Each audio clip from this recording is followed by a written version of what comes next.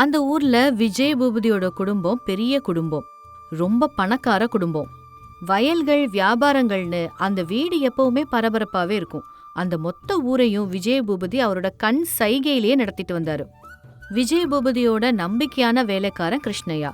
எல்லாரும் அவனை கிட்டுன்னு கூப்பிடுவாங்க. ஏய் ஐயா, வர நேரம் ஆயிடுச்சு. செருப்ப தயார் பண்ணி வை. குதிரை வண்டியையும் தயாரா வை. அப்படி அவருக்கு என்ன வேணுமோ அதை பார்த்து முன்னாடியே செஞ்சு வைப்பான். டேய், இன்னைக்கு சனிக்கிழமை. ஐயா அசைவம் சாப்பிட மாட்டாரு. சைவத்துல ஏதாவது நல்லா பண்ணுங்க.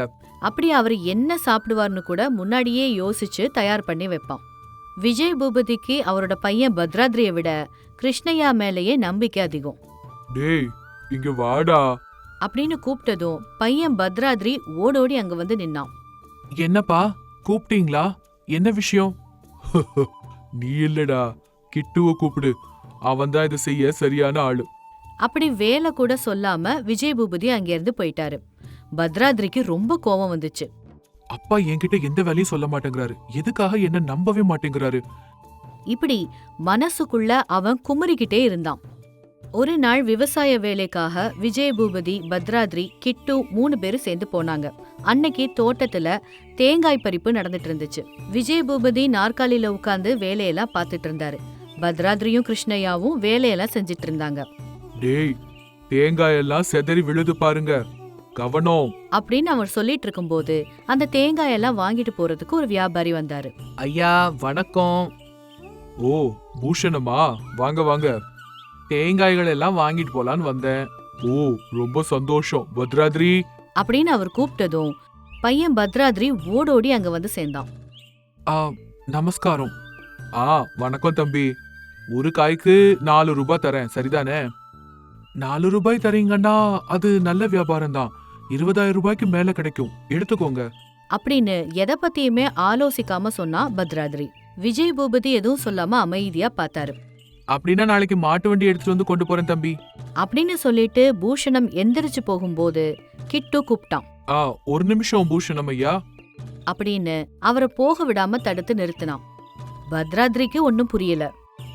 நீங்க எங்க கிட்ட 4 ரூபாய்க்கு இந்த காய்களை வாங்கிட்டு போறீங்க, நாங்க அதை திரும்பி வாங்கணும்னா 10 ரூபாய் ஆகுதே, அது ஏன்?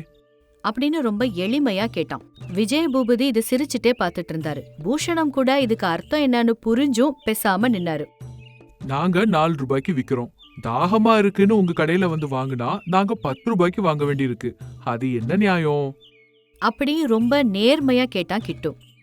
என்ன தம்பி நீங்க சொல்றீங்க? போக்குவரத்து செலவு, கூலி செலவு இதெல்லாம் சேர்க்கணும்ல, அதெல்லாம் நீங்க சேர்த்தா கூட உங்களுக்கு 7 ரூபாய் தான் வரும் இல்லையா? அப்படின்னு கிட்டு கணக்கோட சொல்லும்போது பூஷணம் என்ன சொல்றதுன்னு தெரியாம குழம்பி போனாரு. உங்களுக்கு தெரியாதது எதுவும் இல்ல, 6 ரூபாய் கொடுங்க அப்படின்னு பயப்படாம கிட்டு சொல்லவும் பூஷணம் எதுவுமே சொல்லாம அங்கிருந்து வெளியில போயிட்டாரு. என்னப்பா நீங்க அமைதியா பாத்துட்டே இருக்கீங்க, ஒரு வியாபாரி நம்ம வியாபாரமே வேண்டான்னு போயிட்டாரு. பயப்படாதீங்க சின்னையா, இன்னும் 2 நாள் பொறுத்து பாப்போம் அப்படின்னு சமாதானம் சொன்னா கிருஷ்ணய்யா. ஆனா பத்ராத்ரி எதுவுமே பேசல, அங்கிருந்து கிளம்பி போயிட்டான். விஜய் பூபதி கிட்டுவோட தோள்ல கை வச்சு ஆறுதல் சொல்லிட்டு அங்கிருந்து போயிட்டாரு. 2 நாட்கள் கழிச்சு அந்த பூஷணம் மறுபடியும் வந்தாரு. சரி, நீங்க சொன்ன மாதிரி 6 ரூபாய்க்கே எடுத்துக்கிறேன் அப்படின்னு சொல்லி தேங்காய்களை எடுத்துட்டு போயிட்டாரு. விஜய் பூபதி பாத்தியா அவனோட முன் யோசனைய, அதனாலதான் எனக்கு அவன் மேல நம்பிக்கை. அப்படி விஜய் பூபதி அவரோட பையன் பத்ராத்ரிக்கு சொன்னாரு. பத்ராத்ரிக்கு உள்ளுக்குள்ள பயங்கர ஆவேசம் வந்துச்சு. ஆனா அப்பாவை எதிர்த்து எதுவுமே பேசாம அமைதியா நின்னுட்டு இருந்தான். என் பையன் இன்னும் சின்ன பிள்ளைதான், அவன் ஏதாவது சொன்னா நீ மனசுல வச்சுக்காத அப்படி சொன்னாரு விஜய் பூபதி. அதுக்கு கிருஷ்ணய்யாவும் எதுவும் சொல்லாம சரிங்க அப்படின்னு மட்டும் சொன்னான். விஜய் பூபதி கிட்டு என்ன சொன்னாலும் அப்படியே செய்வாரு. ஏதாவது முக்கியமான தீர்மானம் எடுக்கணும்னா கிட்டு கிட்ட கேட்டுட்டே செய்வாரு. இது பத்ராத்ரிக்கு ரொம்ப ரொம்ப கோவத்தை ஏற்படுத்துச்சு. என்ன எதுக்காக எங்க அப்பாவுக்கு பிடிக்கவே இல்ல, எப்பவும் இந்த வேலைக்காரனுக்கே தான் முன்னுரிமை கொடுக்கறாரு. அப்படி மனசுக்குள்ள கருவிக்கிட்டே இருந்தான். இப்படி இருக்கும்போது ஒரு நாள் விஜய் பூபதி வராண்டால உட்கார்ந்து டேய் அப்படின்னு பெருசா கூப்பிட்டாரு. மறுபடியும் பத்ராத்ரி தான் ஓடி வந்து நின்னான். அப்பா கூப்பிட்டீங்களா? என்ன விஷயம்னு சொல்லுங்க. ஒன்னும் இல்லடா, சீக்கிரமா கிட்டுவ வர சொல்லு அப்படின்னு சொல்லவும் விஜய பூபதி மேல கோவப்பட்டான் பத்ராத்ரி. என்னப்பா, நான் செய்ய முடியாததை எதை அந்த வேலைக்காரன் செஞ்சிருவான்? என் மேல நம்பிக்கை இல்லாம எல்லா வேலையும் அவனுக்கே சொல்றீங்க. உங்க பையன் யாரு, நானா இல்ல அவனா? டேய், வார்த்தைய கவனமா பார்த்து பேசு. பின்ன என்னப்பா, இந்த வீட்ல பச்சடி செய்யலாமா இல்ல கறி செய்யலாமான்னு கூட அவன் தான் முடிவெடுத்து சொல்றான். நான் என்ன நிறத்துல ட்ரெஸ் போடணும்னு கூட அவன் தான் எனக்கு சொல்றான். அப்படி ரொம்ப ஆவேசமா பேசினா பத்ராத்ரி. விஜய் பூபதிக்கு எதுவுமே புரியல. நான் வெளியில போய் என்ன செய்யணும்னு எனக்கே தெரியல. அவன் என்ன சொன்னானோ அதை தான் செஞ்சுட்டு வரணும். ஆனா நீங்க அவனை தலையில தூக்கி வச்சு கொண்டாடிட்டு இருக்கீங்க. இப்போ உனக்கு என்னடா வேணும்? நான் கூட இந்த ஊரோட ஜமீன்தார் தான். ஆனா யாரும் என்ன அந்த மாதிரி பார்வையில பாக்குறது இல்ல. அதுக்கு இப்ப என்ன செய்யணுங்கிற? என்னோட சொத்தை எனக்கு பிரிச்சு கொடுத்துருங்கப்பா. நான் கூட மதிப்போட கௌரவத்தோட வாழ்ந்துக்கிறேன் அப்படின்னு ரொம்ப உக்ரமா சொல்லிட்டு நின்னா பத்ராத்ரி. சரி, நாளைக்கு காலையில 11 மணிக்கு வா அப்படின்னு சொல்லிட்டு வீட்டுக்குள்ள எந்திரிச்சு போயிட்டாரு விஜய் பூபதி. பத்ராத்ரி கூட எதுவும் பேசாம வெளியில போயிட்டான். அடுத்த நாள் காலையில ரொம்ப சந்தோஷமா வந்து நின்னா பத்ராத்ரி. அப்போ விஜய் பூபதி கூட அங்க கிருஷ்ணய்யாவும் நின்னுட்டு இருந்தான். சொல்லுங்க அப்படின்னு கொஞ்சம் இறுக்கமா சொன்னா பத்ராத்ரி. வடக்க இருக்கிற 10 ஏக்கர் நிலத்துல ஆளுக்கு 5 ஏக்கர் நிலம் தரேன்.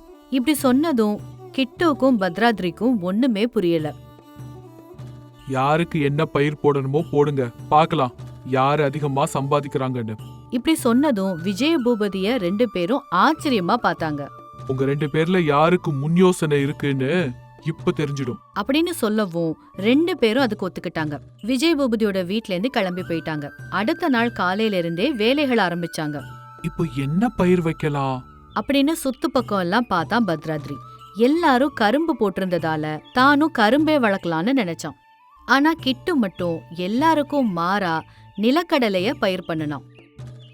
எல்லாரும் கரும்பு பயிர் போட்டிருக்கும் போது இவன் மட்டும் அதுக்கு மாறா எதுக்கு பண்ணணும்? சரி, எனக்கு என்ன வந்துச்சு அப்படின்னு நினைச்சு தன்னோட கரும்புகள் மேலேயே முழு கவனத்தையும் செலுத்தி உழைச்சான் பத்ராத்ரி. கிட்டுவும் தன்னோட நிலக்கடலைகள் மேல முழு கவனம் செலுத்தி அவனோட வழியில அவன் போயிட்டு இருந்தான்.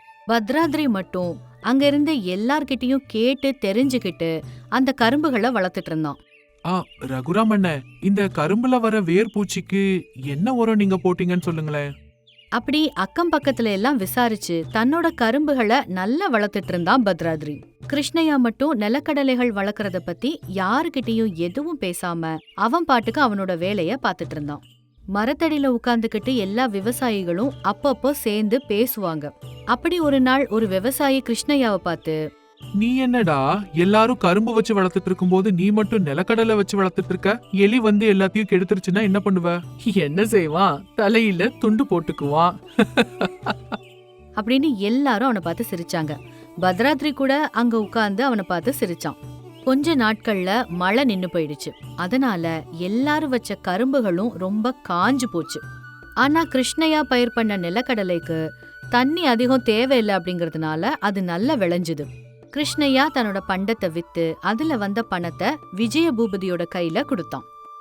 பத்ராத்ரி, உன்னுடைய வருமானம் எங்கடா அப்படின்னு கேட்டாரு விஜய பூபதி. அது அப்பா அப்பா அது அது வந்து அப்படி தயங்கிக்கிட்டே நின்னான். என்னடா என்னாச்சு? அது அப்பா, இந்த விளைச்சல்ல வருமானம் எதுவுமே வரல, பெரிய நஷ்டம் வந்துருச்சு. எனக்கு மட்டும் இல்லப்பா, ஊர்ல எல்லாருக்குமே நஷ்டம் வந்துருச்சு. எல்லாருக்கும் நஷ்டம் வந்துச்சுன்னா கிட்டுக்கு மட்டும் எப்படி லாபம் வந்துச்சு? அப்படின்னு கேட்கவும் எதுவும் பதில் பேச முடியாம தலை குனிஞ்சு நின்னா பத்ராத்ரி. உனக்கு எப்படி லாபம் வந்துச்சுடா அப்படின்னு கிட்டுவ கேட்டாரு விஜய பூபதி. எதுவும் இல்லையா, இந்த வருஷம் மழை கம்மியா இருக்கும்னு சொன்னாங்க, கரும்புக்கு நல்ல விலை கிடைக்காது அப்படின்னு கேள்விப்பட்டேன் அப்படின்னு எல்லாம் சொன்னா கிருஷ்ணய்யா. கிருஷ்ணய்யாவோட முன் யோசனைய பார்த்து பத்ராத்ரி வியந்து போய் நின்னான். உன்னை குறைச்சு காட்டணும்னு அப்பாவுக்கு எந்த ஆசையும் இல்லடா. ஆனா கிட்டுவுக்கு முன் யோசனை அதிகம். எந்த வியாபாரமா இருந்தாலும் முன் யோசனையோட ரொம்ப திறமையோட செய்யணும். அதனாலதான் நான் எல்லா வேலையும் அவனுக்கே சொல்றேன். நான் உங்களுக்கு போட்டியா சின்னையா? உங்க தட்டுல சாப்பிடுறவனா? அப்படின்னு கிருஷ்ணய்யா ரொம்ப பணிவோட சொன்னான். அந்த வார்த்தைகள் பத்ராத்ரிய கொஞ்சம் யோசிக்க வச்சுது. அப்போ விஜய பூபதி, வேலை கத்துக்கிறதுல எந்த அவமானமும் இருக்க கூடாதுடா. கிட்டு கிட்ட நீ எல்லா வேலையும் கத்து தெரிஞ்சுக்கோ. உண்மையான மரியாதை அதுல இருக்கு. அப்படி நல்ல வார்த்தைகள்ல எடுத்து சொன்னாரு. பத்ராத்ரிக்கு கூட அப்பா சொன்னது உண்மைதான் அப்படின்னு இப்ப தோணுச்சு. எந்த விதமான தயக்கமும் இல்லாம கிருஷ்ணய்யா கிட்ட எல்லா வேலையையும் கத்துக்க ஆரம்பிச்சான்.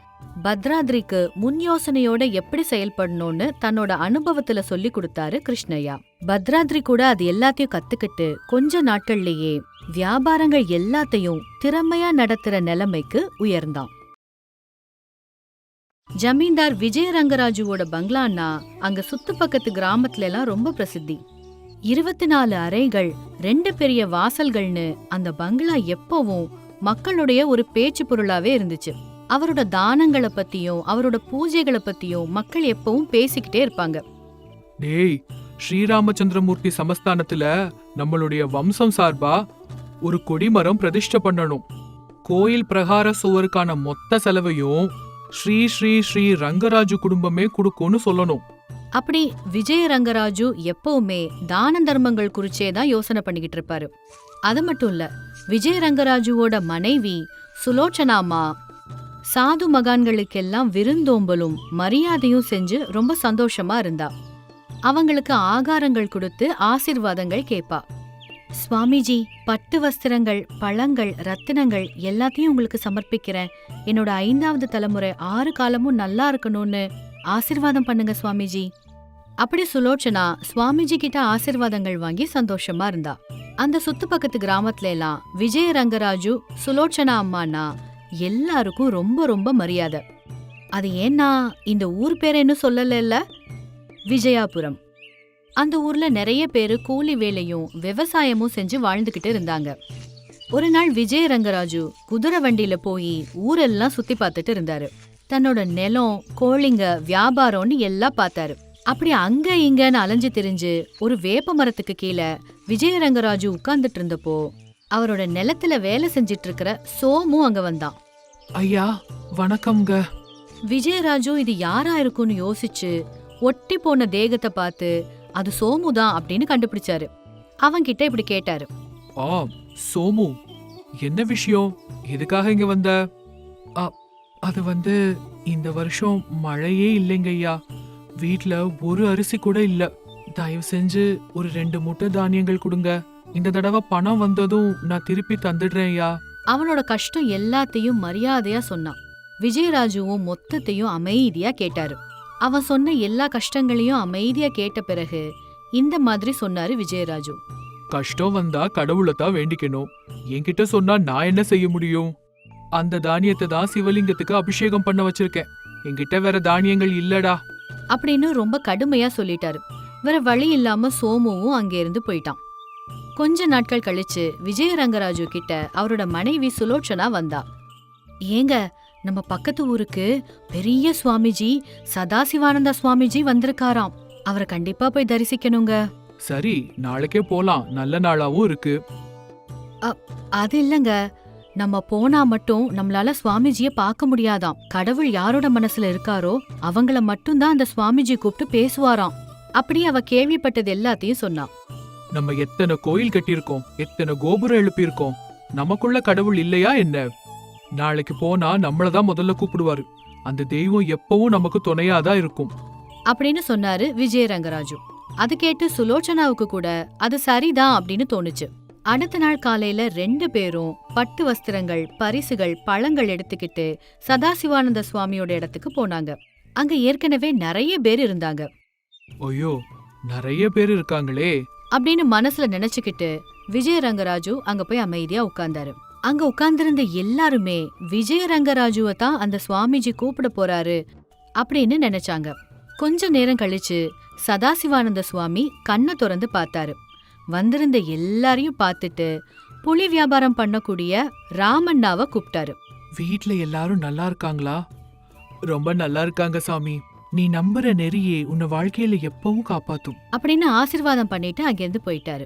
ஊர்ல இருக்கிற எல்லாரும் ஆச்சரியப்பட்டாங்க. இந்த ராமண்ணாவை மட்டும் எதுக்காக கூப்பிட்டு சுவாமிஜி பேசினாரு அப்படின்னு சுலோச்சனாவுக்கு ஒண்ணுமே புரியல. வீட்டுக்கு வர வழியில சுலோச்சனா அம்மா விஜயரங்கராஜு கிட்ட இப்படி கேட்டா. என்னங்க இது, நம்மள கூப்பிடுவாருன்னு பார்த்தா வேற யாரையோ சுவாமிஜி கூப்பிட்டுட்டாரே. அவர் நம்மளை விட நிறைய புண்ணிய காரியங்கள் செஞ்சிருக்காரோ என்னவோ. நிறைய தான தர்மங்கள் செஞ்சிருக்கலாம். அதனால அவரை கூப்பிட்டுருக்கலான்னு நினைக்கிறேன் அப்படி சிந்திக்க ஆரம்பிச்சாரு விஜயரங்கராஜு. ஒரு நாள் விஜயரங்கராஜு சுலோச்சனம்மா அவங்க மாளிகையில உட்கார்ந்து வேற என்ன புண்ணிய காரியங்கள் செய்யலாம் அப்படின்னு ஆலோசனை பண்ணிட்டு இருந்தாங்க. சுவாமிக்கு பஞ்சலோக சிலைகள் செய்யலாமா, இல்லைனா தங்க கிரீடங்கள் செய்வோமா? அப்படி ஏதேதோ ஆலோசனை பண்ணாங்க. அந்த நேரம் அங்க சிவையா வந்தான். ஜமீன்தார் ஐயா வணக்கங்க. ஜமீன்தார் அம்மா வணக்கம்மா. சிவையா, எங்க எப்படி வந்த? உன்னோட பானைகள்லாம் சரியா விக்குதா இல்லையா? அப்படி வழக்கம் போல கேட்டார் ஜமீன்தார். ஐயா, எங்க அப்பா மரண படுக்கையில இருக்காருங்க. வைத்தியர் அவரை டவுன் ஆஸ்பத்திரி கூட்டிட்டு போக சொல்றாரு. அப்போ கூட்டிட்டு போ. அதாயா, கொஞ்சம் பணம் கொடுத்து உதவி செஞ்சீங்கன்னா ரொம்ப. அப்படி தயக்கத்தோட கேட்டான். இங்க பாரு, நான் இப்போ ஒரு வார்த்தை சொல்றேன் கேளு. கடவுள் உன்னோட அப்பாவை காப்பாத்தணும்னு நினைச்சாருன்னா எந்த வைத்தியமும் இல்லாமலேயே காப்பாத்துவாரு. அது ஐயா, ஒரு தடவை பட்டணத்துக்கு கூட்டிட்டு போய் காட்டினா தானங்க தெரியும். உன் அப்பாவோட ஆயுள் முடிய போகுதுன்னா என்ன பணம் கொடுத்தாலும் என்ன வைத்தியம் பார்த்தாலும் பிரயோஜனம் இல்ல. வேணும்னா உங்க அப்பாவுக்காக நான் பூஜை பண்றேன். அந்த கடவுள் மேல பாரத்தை விட்டுடு அப்படின்னு சொல்லி அனுப்பிட்டாரு. என்ன செய்யறதுன்னு தெரியாத சிவையாவும் அங்கே இருந்து போயிட்டான். இவங்க மறுபடியும் எந்த கோயிலுக்கு எவ்வளவு காணிக்க தரலாம், வேற என்னெல்லாம் புண்ணிய காரியங்கள் செய்யலாம்னு யோசிச்சுக்கிட்டு இருந்தாங்க. அடுத்த நாள் முந்தின நாளை விட அதிகமான பரிசுகள் பழங்கள்லாம் எடுத்துட்டு போனாரு. சதாசிவானந்த சுவாமிஜி தியானத்துல இருந்தாரு. கூட்டத்தோட கூட்டமா விஜயரங்கராஜுவும் சுலோச்சனா அம்மாவும் உட்கார்ந்தாங்க. ஏங்க, இன்னைக்கு நம்மள கூப்பிடுவாருன்னு நினைக்கிறீங்களா? கடவுளுக்கு நெருக்கமானவங்க நம்மளை விட வேற யாரு இருக்காங்க? கண்டிப்பா இன்னைக்கு நம்மளதான் கூப்பிட போறாரு. அப்படி ரொம்ப கர்வத்தோட காத்துக்கிட்டு இருந்தாரு. சதாசிவானந்த சுவாமி கண்ணை திறந்து பார்த்தாரு. விஜயரங்கராஜு தம்பதிகள் தங்களை கூப்பிட போறாங்கன்னு தயாரா இருக்கும்போது சதாசிவானந்த சுவாமி மல்லிப்பூ விக்கிறவரான காந்தையாவை கூப்பிட்டாரு. காந்தையா ரொம்ப சந்தோஷமா சுவாமிஜியோட சன்னிதானத்துக்கு போனான். வியாபாரம் நல்லபடியா நடக்குதா அப்படின்னு அப்படி அன்பா கேட்டாரு சுவாமி. காந்தையா எல்லா கேள்விகளுக்கும் பதில் சொன்னான். அந்த பரமேஸ்வரனுடைய அருள் பார்வை உனக்கு எப்பவும் இருக்கும். தீர்காயுஷ்மான் பவ. அப்படி சதாசிவானந்த சுவாமிஜி ஆசிர்வாதம் பண்ணி அனுப்புனாரு. விஜயரங்கராஜு தம்பதிகளுக்கு ஒண்ணுமே புரியல. உடனே எந்திரிச்சு விஜயரங்கராஜு காந்தையா கிட்ட போனாரு. ஏய், நீங்க என்ன வேலை செஞ்சிட்டு இருக்க? ஐயா வணக்கம் ஐயா, நான் இங்க மல்லிப்பூ வியாபாரம் பண்ணிட்டு இருக்கேன். ஏதாவது தான தர்மங்கள் செஞ்சிருக்கியா? கோயில்களுக்கு காணிக்கை கொடுத்திருக்கியா? கோபுரங்கள் ஏதாவது கட்டி கொடுத்திருக்கியா? அப்படி கேள்வி மேல கேள்வியா கேட்டாரு. ஐயா, நீங்க பெரிய பெரிய விஷயங்களை பத்திலாம் பேசுறீங்க. அந்த அளவுக்கு பெரிய பெரிய தான தர்மங்கள் செய்ய என்கிட்ட அந்த அளவுக்கு பணம் இல்லைங்க ஐயா. அப்போ அந்த சுவாமிஜி உன்னை எதுக்காக கூப்பிட்டாரு? அது என்னவோ எனக்கு தெரியாதுங்க அப்படின்னு சொல்லி காந்தையா அங்கிருந்து போயிட்டான். இத கேட்டு விஜயரங்கராஜுக்கு ரொம்ப கோபம் வருது. என்ன கூப்பிட்டு சுவாமிஜி பேசவே இல்ல. கண்டிப்பா இந்த சுவாமிஜி மேல நான் குறை சொல்லுவேன். அப்படி சொல்லி ரொம்ப கோவமா சதாசிவானந்த சுவாமிஜி கிட்ட போனாரு. சுவாமிஜி, என்ன எதுக்காக நீங்க கூப்பிட்டு பேசல? நான் செஞ்ச புண்ணிய காரியங்களை இங்க வேற யாரும் செஞ்சிருக்க முடியாது. யார் யாரெல்லாமோ கூப்பிடுறீங்க, ஆனா என்ன ஏன் கூப்பிடல? அப்படின்னு ரொம்ப கோவமா கேட்டாரு. அப்படி சிரிச்சுக்கிட்டே தியானத்துல இருந்து கண்ணை திறந்து பார்த்தாரு சுவாமிஜி. என்னப்பா, எதுக்காக இப்படி கத்துற? என்ன நடந்துச்சு? அப்படின்னு ரொம்ப அமைதியா கேட்டாரு. நான் செஞ்ச புண்ணிய காரியங்களை இங்க இருக்கிற வேற யாரும் செய்யல. ஆனாலும் நீங்க என்ன கூப்பிடாம பூ விக்கிறவனையும் புளியங்கா விக்கிறவனையும் எதுக்காக கூப்பிட்டீங்க சுவாமி? நீங்க என்ன தவிர இங்க இருக்கிற மத்த எல்லாரையும் கூப்பிட்டீங்க. நீங்க என்ன நினைச்சீங்க? நான் இங்க சும்மா வெறுமனே வந்து உட்கார்ந்துருக்கேன்னா என்னை ஏன் கூப்பிடலன்னு காரணம் சொல்லுங்க சுவாமிஜி. அப்படி சுவாமிஜிய பத்தி குறை சொன்னாரு ஜமீன்தார். ஜமீன்தாரோட வார்த்தைகளை கேட்டு அங்க இருந்த எல்லாரும் ரொம்ப ஆச்சரியப்பட்டு போனாங்க. சுவாமிஜி சின்னதா சிரிச்சு ஜமீன்தாரோட கேள்விகளுக்கு பதில் சொன்னாரு. இங்க பாருப்பா, இந்த உலகத்திலேயே எல்லா தானத்திலேயுமே ரொம்ப சிறந்த தானம் எதுன்னு தெரியுமா? அன்னதானம். பிறரோட பசிய போக்குறதுக்காக உணவளிக்கிறத விட சிறந்த தானம் வேற எது? அப்படி ரொம்ப அமைதியா சொன்னாரு சுவாமிஜி. எவ்வளோ பூஜைகள் செஞ்சாலும் எவ்வளோ ஹோமங்கள் செஞ்சாலும் பக்கத்துல இருக்கிறவனோட கஷ்டத்தை தாங்கிக்கலனா அது எல்லாம் வீண் தான். கடவுளுக்கு நெருக்கமா இருக்கணுங்கிறது 24 மணி நேரமும் பூஜை செய்யறதுல இல்ல, ஏழைகளுக்கு உணவளிக்கிறதுல இருக்கு. புளியங்காய் விக்கிற ராமண்ணா அவருக்கு வர்ற வருமானத்துல 4 பேருக்கு சாப்பாடு போடுறாரு. அதை விட மோட்சம் வேற என்ன இருக்க முடியும்? பூ வியாபாரம் பண்ற காந்தையா மாணவர்களுக்கு புத்தகங்கள் வாங்கி கொடுத்து ஏழை மாணவர்களுக்கு கல்வி தானம் செய்யறாரு. அதனாலதான் அவங்கள கூப்பிட்டேன். சின்ன சின்ன வியாபாரங்கள் செய்யறவங்களாலேயே இவ்ளோ செய்ய முடியுதுன்னா உன்னுடைய அந்தஸ்துக்கு எவ்ளோ செய்யலாம் யோசிச்சு பாரு. அப்படி விஜய ரங்கராஜு தம்பதிகளுக்கு புண்ணியம் பெறக்கூடிய உண்மையான வழி என்னன்னு புரிஞ்சுது. அந்த நாள்ல இருந்து விஜய ரங்கராஜு தம்பதிகள் பசின்னு வந்தவங்களுக்கு அன்னதானம் செய்ய ஆரம்பிச்சாங்க. கஷ்டம்னு வந்தவங்களுக்கு எல்லாம் உதவி செய்ய ஆரம்பிச்சாரு. இது போல காரியங்களால விஜய ரங்கராஜு சுலோச்சனா அம்மா கடவுளுக்கு நெருக்கமா இருக்கணும்னு வேண்டிக்கிட்டாங்க. பார்க்கலாம் இந்த தடவை விஜய ரங்கராஜு தம்பதிய சதாசிவானந்த சுவாமி கூப்பிடுறாரான்னு.